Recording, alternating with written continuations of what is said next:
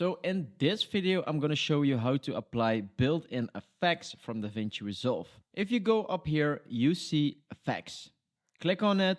All right, so you have some built-in effects from DaVinci Resolve, and I need to say that some of these effects are not available for the free version. So the iris effect, motions effects are available. So let's say you want to implement these effects between these two clips. So you want to go from my clip to the guy who is running. And in the middle, you want to have a nice transition. So one thing you want to do before you're going to add the transition is you want to grab this video clip and put it next to my clip. If you scroll over the transition, you can see the transition example. So what do we want?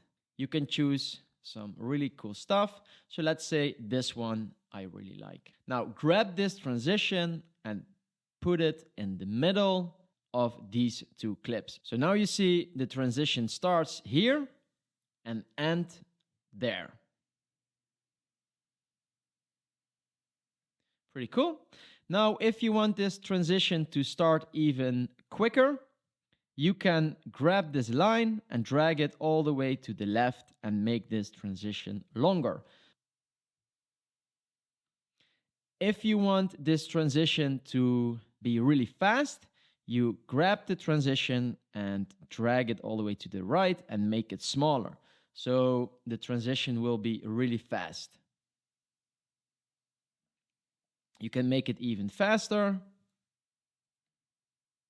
It's pretty cool stuff. If you don't like this transition or you want to use another transition, you can simply grab another transition and put it over the first transition, and it will overwrite the first transition.